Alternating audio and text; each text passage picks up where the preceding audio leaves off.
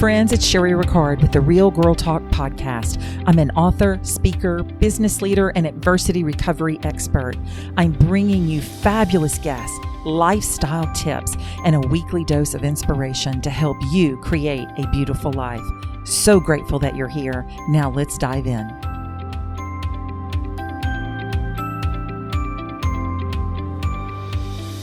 The loss of a loved one is a nearly universal emotional crisis. Unprocessed grief and painful feelings can be buried, leaving you to feel numb. But there is hope.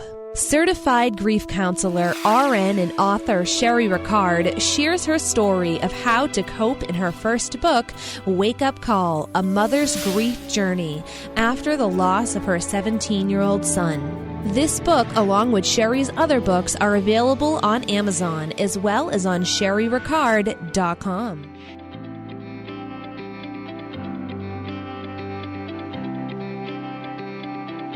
Welcome back to Real Girl Talk. I am your host, Cherie, and I have an amazing guest. I know I always say that, but I only bring you the best.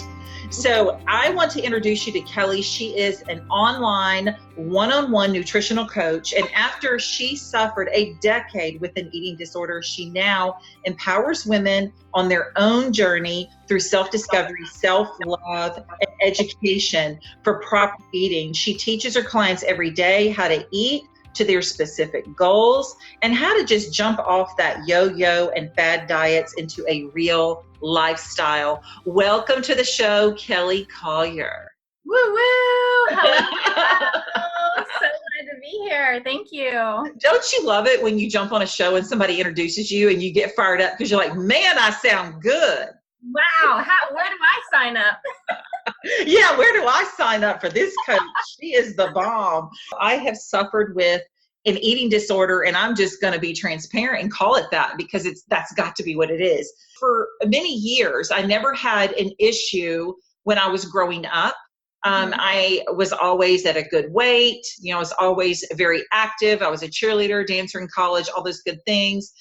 Had my first baby at, I think I was 21. I would have to get the calculator out at this point because I don't think it matters. But had Christina when I was around 21-ish and lost my weight really easily. But I think it's easier in your 20s. But boom, I had Carson at the age of 35, and it's been a constant struggle. However, I felt like I was kind of getting on track, Kelly. And then my son passed away and I became a junk food junkie.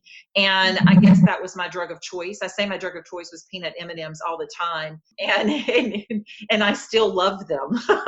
They bring me comfort. So I'm going to dive right in. I know that you're an online coach, and we've talked before. We met at a conference. For those of you that want to know how I met Kelly, she is amazing. You can follow her on Instagram, and we'll get her to tell us how to find her at the end of the show. But I want you to really just start us off with your story, because I know you suffered yourself. So take us on that journey of your story so we can get to know you a little bit. Absolutely. Well, I want to first say that, over 90% of women these days, I think it's something like 92, 93% of women these days suffer from disordered eating or eating disorders, or just hating some part of their physical body for some reason. So it's extremely common, we are all in the same boat. And all of my clients that I work with, they come to me because that was my life, and they can relate to me in that way. They hear themselves in my message.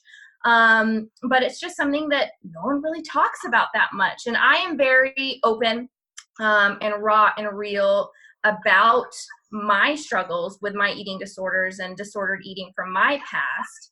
And I'm happy to discuss it because I think it needs to be discussed and talked about in order for more women to reach out for help and to ask for help and to know where to go to get help and to know that they're not alone. But at the same time, I know that hearing about these types of things can oftentimes be hard and sometimes triggering for people who are maybe still going through them now. So as easy it is for me to speak about it and as eager as I am to speak about it, I definitely don't want to be triggering anyone out there listening in any way at all. So if anyone's feeling that way, I just want to say, turn this off. If talking about and hearing about eating disorders is triggering you in any way. But I do think it's just a really important message and important topic to speak about. But yeah, I started my journey with all of this at a very, very young age. And it really started off with mental health and suffering from depression. I come from a family that has always struggled with mental health. And so I kind of grew up around that sort of thing in my household. So maybe, I inherited it, maybe came from my parents, but maybe it was just the environment that I grew up in, Right. I don't know if that was something that I could have avoided or if it was just my path, like my assignment in life to go through. But I've struggled with mental health my whole life and self-worth, really loving myself, feeling valuable, feeling valued in this world, my purpose, not knowing what I was meant for, what I'm here to do, right? Right. Being very lost and confused so many times throughout my life, starting at a very young age. And I think that manifested in outwardly in my eating disorders. So I started probably my first huge bout of depression in college. I dropped a ton of weight at that time just because I wasn't eating. I wasn't getting out of bed. I wasn't leaving my apartment. I was just so sad and so lost and just missing some huge void in me, really. And I didn't know why. I didn't know why or why this was happening, what was causing it, what to do, who to turn to.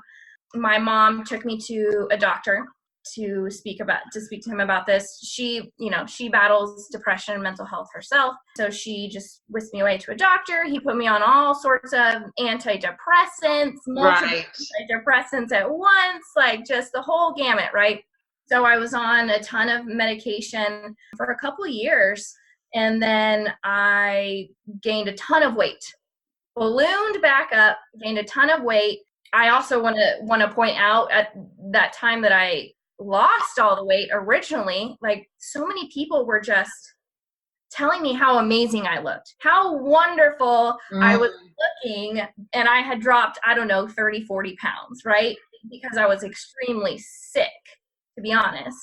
But they were just telling me how great I looked, just, fueling that flame. And when I gained a ton of weight, I freaked out. I was so terrified. What's wrong with me? What's going on with my body? Why is this happening again? Right. Why is this happening to me? So I went and saw a quote unquote hormone doctor at that point. He put me on all these hormones, creams, everything you can think of. And he also, of course, sold me his book because that's really important too. So I'm on antidepressants. I'm on all these hormones and I'm like 21, 22 years old. Like I shouldn't be doing this at that point. You know what I mean? So I probably put on, 50 pounds at that point. I was the heaviest I'd ever been. And that man scared me to death and essentially told me that I just needed to lose this weight. I had to lose this weight because I was extremely unhealthy. I was going down a very dangerous path. So what did I do at that point? The only way I knew how to lose weight, how I, learned how to lose weight at that point in my life was from starving myself. Back when I was depressed, I wasn't eating. My goal every single day waking up was to eat absolutely nothing. 0 was my calorie goal. Wow. How much can I eat today, right? Not even lettuce? Well, a little bit of lettuce because this obviously didn't work out very well for me. My goal was to eat as little as possible and to go run as far or as long as possible, either on the treadmill or maybe outside. I was just stuck in this like starvation workout like crazy, like a hamster on the hamster wheel. So that kind of started my battles with my weight, with my diet and exercise. And it became this like massive restriction turning into a binge cycle because I was trying so hard to restrict my Mhm. calories and my food intake. And you can only do that for so long before you go off the rails and you're just shoving everything that you can find and see and get your hands on, because you've been starving yourself. So, I mean, I would go to the grocery store and load my cart up with like Slim Fast, boxes and boxes of Slim Fast shakes. My whole life, chicken broth and beef broth, like just straight liquids, right? I thought that was how to be healthy. I thought that was how to lose weight, how to be healthy, how to get fit. I didn't know anything else. Right. And you grow up, you see these magazines, you know, in the grocery store, telling you how to lose like 20 pounds in 7 days or whatever. And just diet culture really is just like blasting these messages at you constantly. Mhm. It's just, Right. we're always surrounded by 800 calorie diets, 1,000 calorie diets, like how to basically eat as little as possible is the message out of fear, really. It's like fear mongering. Right. At that point, being so young and not being taught any other way, that's all we know. How do you change your mindset though? Like you're in this, it happened to you when you were young, you're in college, your goal is to eat 0 calories. At what point do you and how do you change your mindset to even Yeah, have a desire for a lifestyle change? Because what you're absolutely. what you're telling me is this is what you wanted. You wanted to be as small as possible and eat zero, but you're miserable. You're emotionally and mentally miserable. But so how do you get to the point to change? I call this my diet depression. And I see this so much, it's running rampant. Essentially, I had to get to my rock bottom. This went on for years. And my binging, my restriction and binging turned to binging and purging eventually. And I went through that for years. That just became my normal life, just restricting as much as possible for as long as I could, which would then create a binge in me. I had to eat. I had to consume calories. My body needed fuel and energy, which fueled emotional eating because I can't believe what I'm doing. How do I stop this? Why is this happening? Look at all this food I'm consuming. So I would just eat more. Like I would hate myself. I'd be so ashamed and embarrassed and confused and lost. And so at that point, I would just try to get rid of it. You know, I would purge everything that I would Right. consume. Also out of just physical pain because I would consume so much food. I'd be afraid of everything that I was eating, but I would be so physically in pain that I would just have, you know, I would get rid of it. Continued on that road, down that path for a very long time. And I essentially hit rock bottom. Eventually got a coach myself, a trainer, who got me into fitness and working out. And then she taught me that, well, actually, you need to be eating more food. Like you have to be fueling your body. Your body needs to consume Right, but calories. that's hard for somebody to who's wanting to lose weight to Mm-hmm. be told to consume more food. It is. It absolutely 100% is. But I was at rock bottom. I was in this place where literally I had no other option. I had tried it all. I had done everything that I could, and I was not losing weight. I was like the heaviest I'd ever been. I was not losing weight. I was gaining more weight because I wasn't treating my body properly. But I mentally couldn't because I was so depressed and sad, and I just lacked self-worth in myself. And oftentimes that's the key. That's the Right. root cause of why we are eating the way that we're eating. We're choosing the foods that we're choosing because we don't feel worthy of anything better. There's Gotcha. an emotional problem going on inside of us that we need to figure out first, and then our habits and our choices will start to reflect that. And that's exactly what was going on within me. But I literally just got to the point where I had to throw my hands up and say, I don't know what else to do. I have to put complete trust in this person because I have no other options. Like, and I have nothing left to lose at this point. So what was the time frame between you threw your hands up, you hit rock bottom, you've got a coach? At what point did you flip in your mindset to become where you are now, teaching people what you learned? Very quickly, because literally within a few weeks of her feeding me the most food I'd ever eaten in my life, my body began to change rapidly. Wow. Very quickly, because it was finally getting everything that it had needed that I had never given it, because I'd never known to. I'd never learned any of these things. Mm-hmm. Certainly don't teach us this, we don't learn this in high school or college, you know what I mean? Right. My body was just thriving, and I started losing weight. I started building muscle, getting strong in the gym, and it was that physical change, that outward change that I saw that I was controlling. I had complete control over how I looked. I could change the way my body looked, finally, for the first time in my life. And it just ignited this like inner flame in me.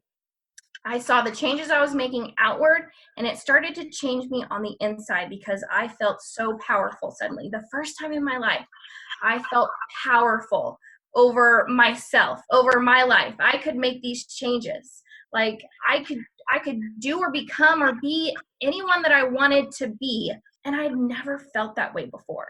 And it was food that brought that to me. It was food, and it was working out, fitness, that gave me that fire inside of me to change my entire life, to change the person that I was. It was like I went from an extremely rigid, almost stuck scarcity mindset to finally this growth mindset where anything was possible. And it all started with just eating more food. Crazy. Right. You're learning how to change your body, and you're eating right, and you're seeing these physical changes. So I want you to tell us, you're successful in doing the one-on-one online coaching, and what you're teaching the women that come to you, and how to you're basically teaching them how to discover, first of all, why are they having this eating disorder, and you're helping them discover the root of the problem, and then you're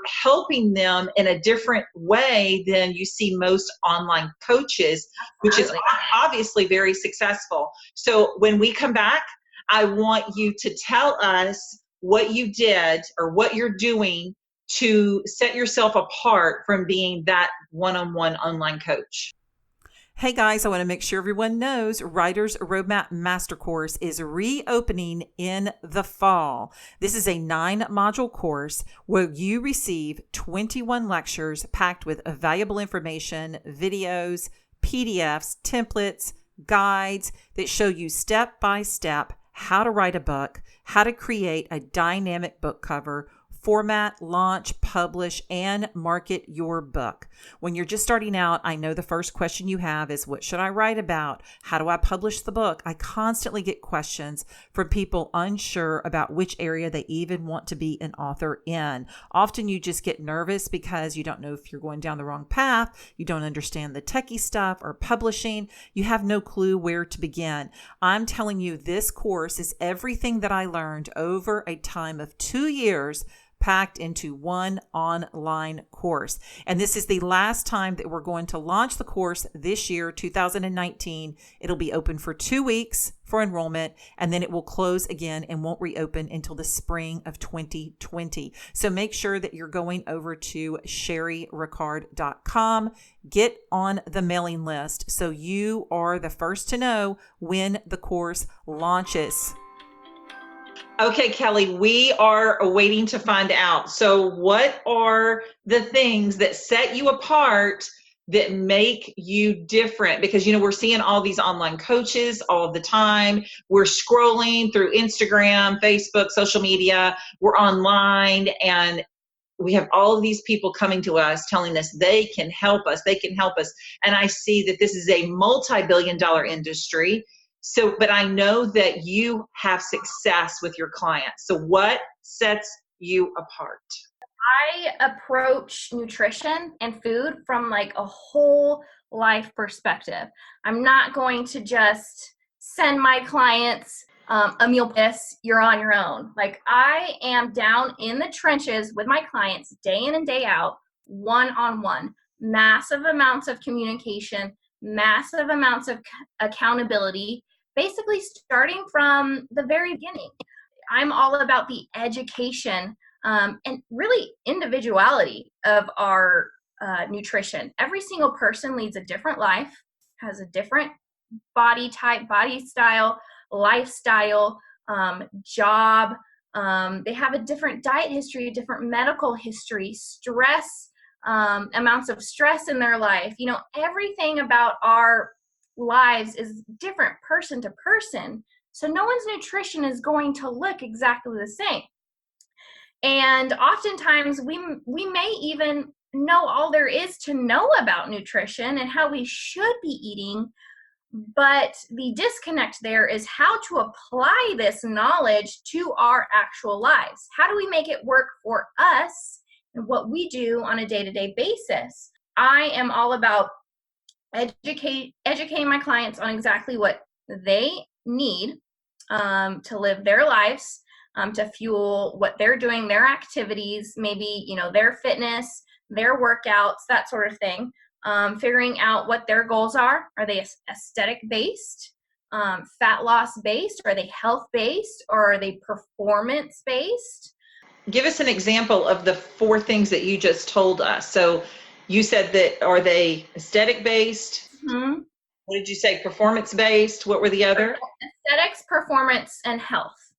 And the protocol for each of those goals is going to be completely different.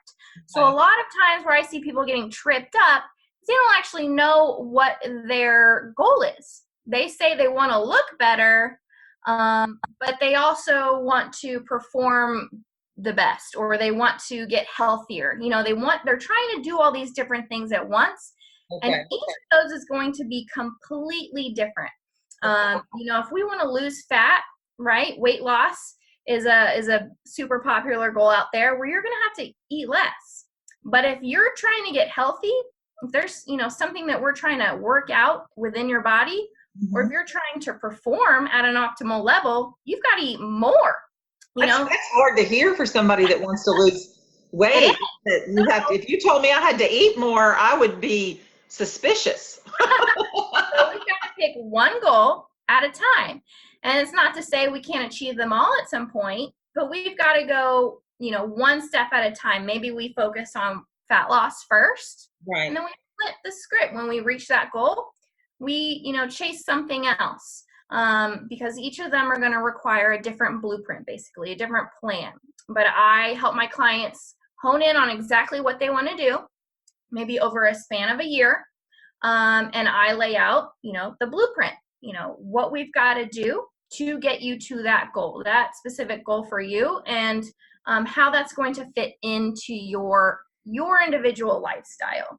If someone were to want to start, and there's some people that want to gain weight, which I'm completely jealous of those people that say, I can't gain a pound as hard as I try. I want to throat punch those people.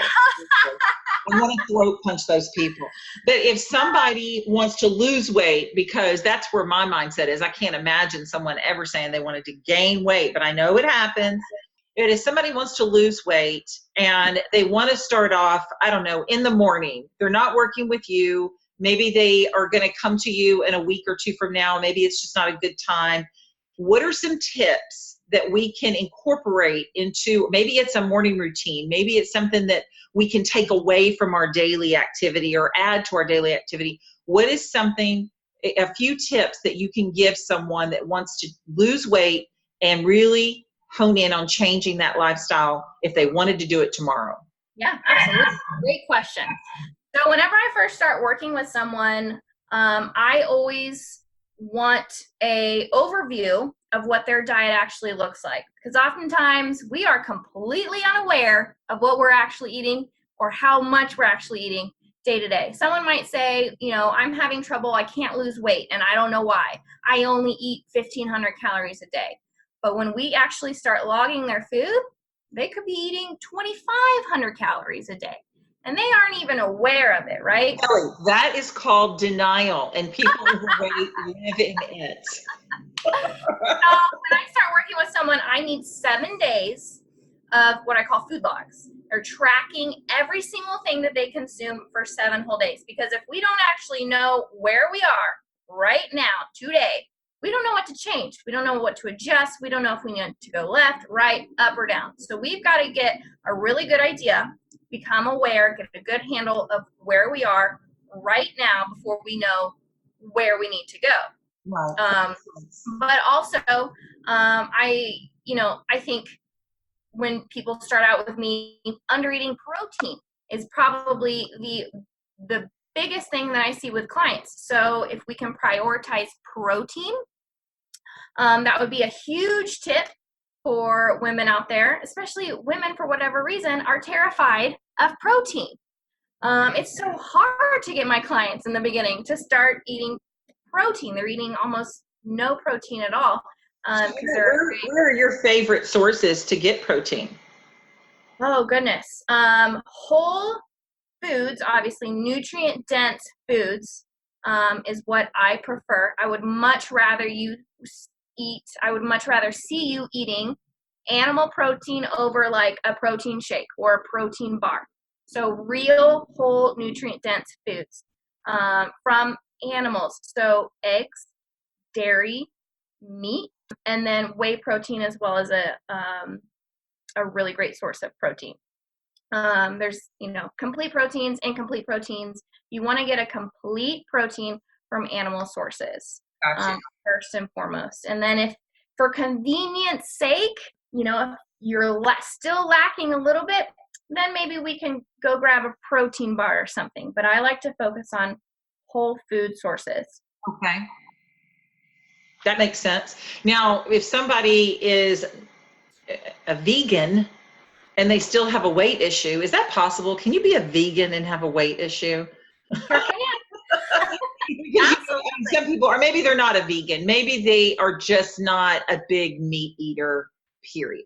Mm-hmm. What would someone that is not a meat eating type of person do in way of protein other than eggs? Well, first I would ask, why are you not a big meat person?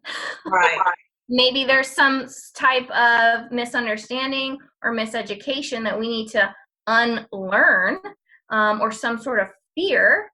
Again, diet culture these days, oh, meat's bad for you, don't eat meat. Meat causes diseases, all these, scare tactics, right? In diet culture these days, there's tons of BS out there. So what is the real reason? And if it's some type of miseducation, how do we unlearn that? How do we, learn proper education around our nutrition, around our food? But past that, dairy, yogurt is a great source of protein.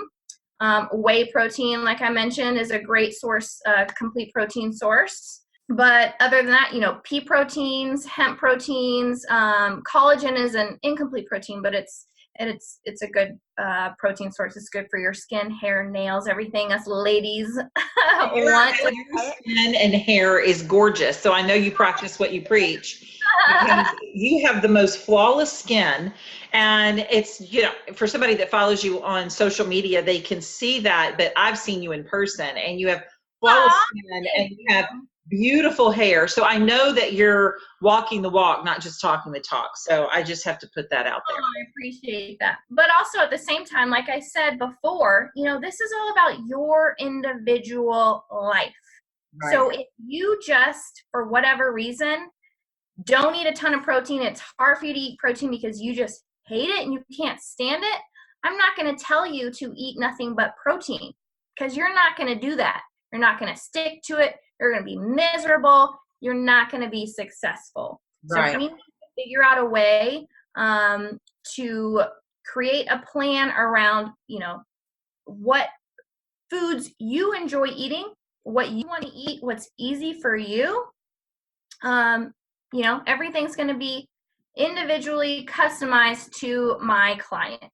And then as far as, what about cardio activity or any type of training activity? What do you recommend for someone that's just starting with you? I always wholeheartedly, hands down, I'll shout it from the rooftops, recommend weight training, resistance training for every human on the planet. Why is that? Why is that? Why is that?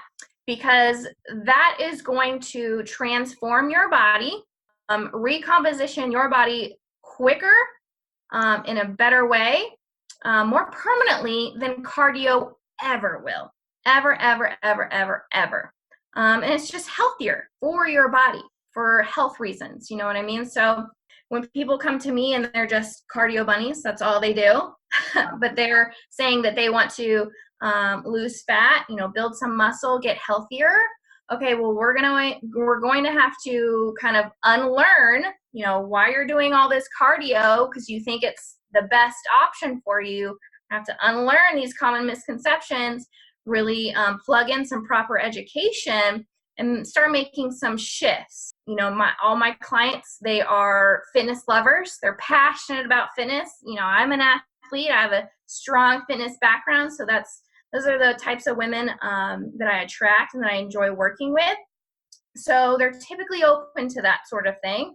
But some people come to me and maybe they just love cardio and they're doing it because they love it and it makes them happy. They're not doing it because they think it's the best way to lose weight. Well, and you feel good because I know that, at one point that's all I did. I was a runner for, gosh, that was probably 15, 20 years ago. But, I enjoyed running, and I got to the point to where I couldn't do that anymore because, you gain weight and you get older and the running just, and I have chronic back issues. So I can't do that, but I still enjoy walking, and I try to incorporate walking into a routine. And it's something about just getting those endorphins going, I guess, that give you that sense of, and it kind of, I notice though, when I do get up very, very early and do my 45-minute to hour walk, I have a mindset of eating better throughout the day than I do when I skip my early morning walk, which is very interesting. Yeah, you start the day off right. On the right foot, you swallow that frog, right? And then once you have that in place, first thing, you want to protect that for the rest of the day. It's very mental. But if you don't do that, you're already kind of in this mental space of, well, I've already failed. I've already ruined the day. What's the point of eating well? Or what's the point of doing anything else? It's definitely mental, because that is the time, as soon as I wake up, after I read my daily word, that's the first thing that I do, is I read my daily word that's on my app, put my headphones on, if it's not raining, head out the door bright and early. The sun is not completely up at all. And I do my morning walk, but that's where I listen to my podcast.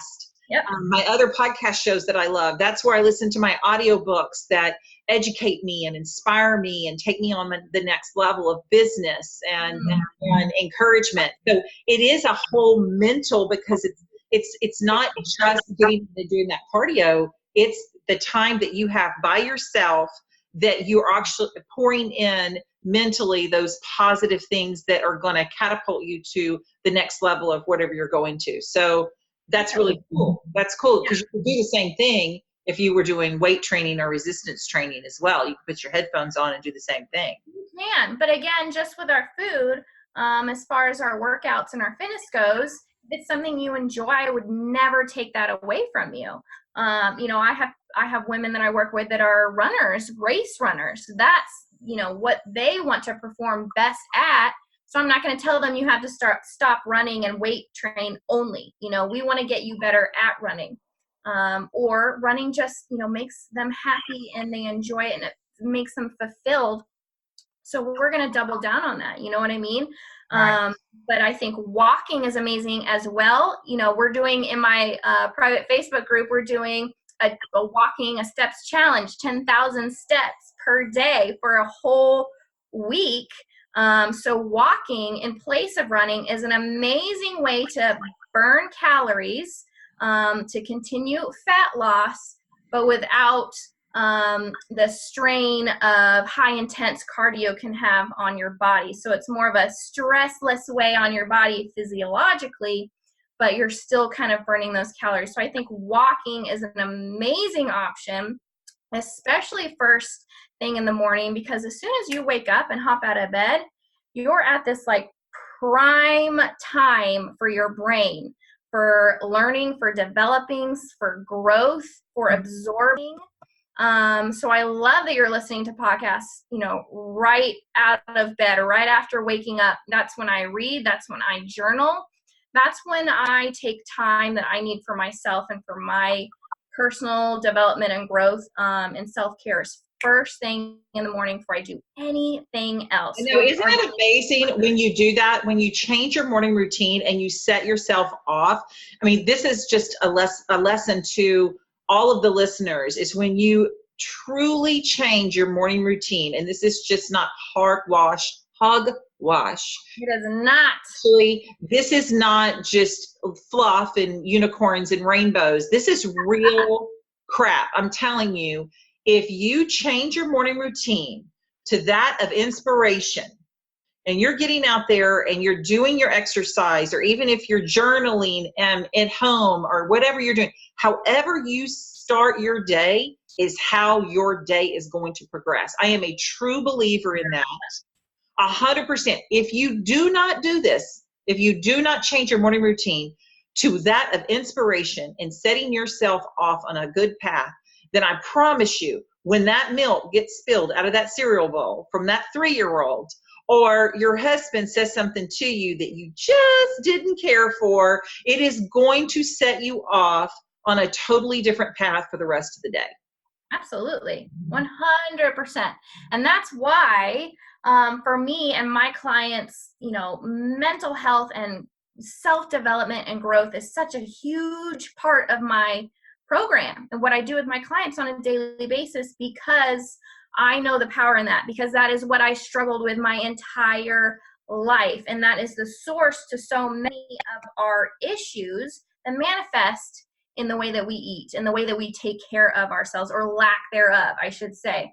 So that is so huge and so important. I work on that with all of my clients. A solid morning routine. Even a nightly routine as well, I help develop for my clients too. But I think routines, we thrive, our bodies thrive, our minds thrive on a daily routine. But we've got to pour into ourselves first before we can really pour into anyone else or do anything, I think, really of value in our lives for anybody else. You know what I mean? We're almost like power outlets on the wall. Like, we're constantly giving to everyone, and our kids, our family, our spouses, our friends, our coworkers, our employees, whatever. But if we are not paying that bill, we're not paying that energy bill, that power is going to get shut down fast, girlfriend. I love that. That is an awesome analogy. So Kelly, I can talk to you all day, but I want you to tell, I'm serious. Like, I feel like I'm losing weight talking to you right now. I want you to tell everybody where we can find you on social media and how we can work with you. Yeah. So my Instagram handle is Will Squat for Pizza. I also have a private Facebook group. It's free to join. For anyone interested in joining, just DM me on Instagram. We'll throw you in there. It's just filled with hundreds of amazing, like-minded, fitness-focused, health-focused individuals and women, and we're just constantly pushing each other day in and day out to be the best versions of ourselves. I'm on all the social media platforms as Will Squat for Pizza.